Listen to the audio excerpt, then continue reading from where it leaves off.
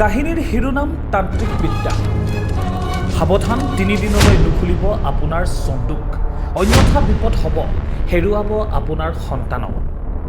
মিছা মতাৰ অভ্যাস আমাৰ নাই, চোৰ যেতিয়া চাণ্ডাল হয় কাহিনীটোৰো আকৌ মজাই বেলেগ। চাণ্ডাল বুলিনো কিয় উপাধি দিওঁ, আমি দেখুৱাব বিচাৰিছোঁ পৰম ব্ৰহ্মাৰ আশীষেৰে ডিগ্ৰীধাৰী তান্ত্ৰিকৰ কুকান্ত। তান্ত্ৰিকৰূপী নৰৰ কৌশল বিদ্যাৰ কথা শুনি আপোনাৰো চকু কপালত উঠিব। চাওক আমাৰ এই প্ৰতিবেদন। কাকপথাৰ কাচিজানত তান্ত্ৰিকৰূপী নৰ কৌশলেৰে লুটি নিলে সোণৰ অলংকাৰ, কাপোৰ ইত্যাদি। কাহিনীৰ আৰম্ভণিতে ক'লোৱেই নহয়, ব্ৰহ্মাৰ আশীষধাৰী, আচলতে আমিও এতিয়াহে ধৰিব পাৰিছোঁ এয়া ডকাইত। কাহিনীৰ অন্য এটা ৰূপ।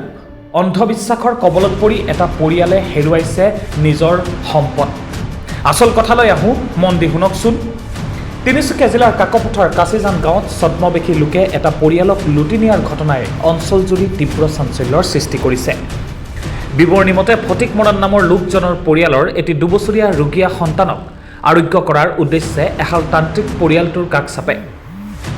মুখেৰে কথা ক'ব নোৱাৰা সন্তানটি 3 দিনৰ ভিতৰত মুখেৰে মাত মাতিব বুলি তান্ত্ৰিক দম্পতীয়ে আশ্বাস প্ৰদান কৰে।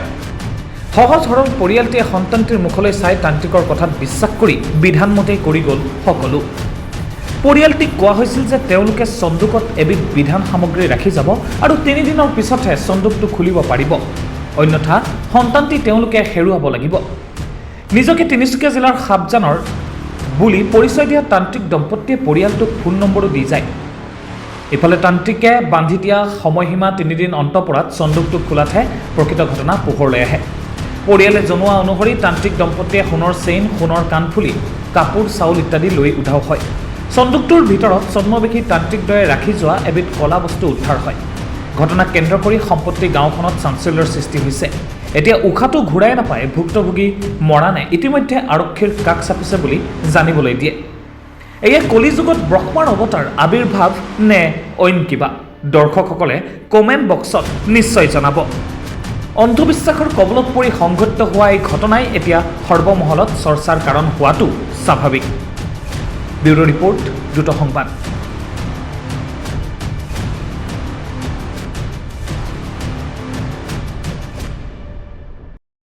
বেছ এহাল মাতিলোঁ, সাপ জানো বুলি ক'লে। সাপ জানো হয় না নহয় সেইটো আমি খেয়ালে কৰিব নোৱাৰিলোঁ। খেয়াল কৰিব নোৱাৰোঁতে মুঠতে এতিয়া আমাৰ বোৱাৰীও নাতিটি মোৰ ভাল হওক বুলি মানে 3 দিনত খোজ কাঢ়িব বুলি কৈছিলে। 3 দিনত খোজ কঢ়াটোতো বাদেই, বোৱাৰীও কাণফুলি আৰু সোণৰ আঙুঠি আৰু চাদৰ মেখেলা গোটেই লৈ গৈ মানে এতিয়া ক'বলৈ গ'লে মানে চাউল পাত চব নি মুঠতে ধ্বংস কৰিলে। এতিয়া মোবাইল চুইচ অফ, মোবাইলটোতো চুইচ অফেই।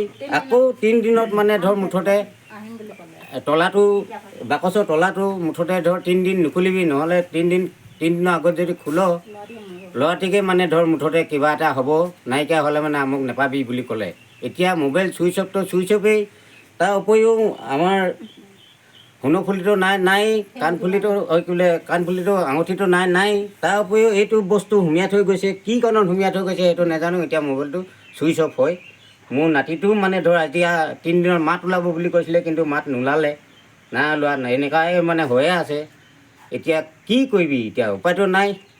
এতিয়া মুঠতে আমাক সেই বেছ 2জন আমাক লাগে। এতিয়া আমি মানে মুঠতে ল'ৰাটো ভাল কৰিব লাগে, ইমানখিনিয়ে মানে ধৰ কৈ মই মানে আৰু নুন কিটো ক'ম, এনেকেই মানে ধৰ এতিয়া আমাক কি হ'ব বাৰু এই বস্তুটো যে মুঠতে ধৰ কেলৈ সুমিয়াই থৈ গ'ল সেইটোতো নাজানোৱেই।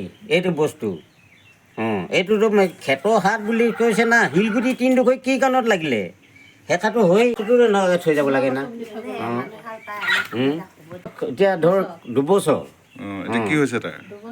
কি হৈছে মানে ধৰ মুঠতে এতিয়া ভৰি কাঁহ এটা খোৱা আজিলৈকে হহাও নাই, মুঠতে মাতো মাতিব নাজানে, মানুহৰ চকুলো নাচায়। আমি কিমান কষ্ট কৰিলোঁ, কেনেকুৱাকৈ কি কৰিছোঁ, ডক্তৰ মানে মেডিকেল কৰি একদম বুজিয়ে নাপাইছোঁ। সেইখিনি কৰি পিনি এতিয়া লগে বেছ 2জন ওলাইছিলেহি, মাইকী আৰু মতা, বাইচাইকেলত ঘূৰি ফুৰিছে।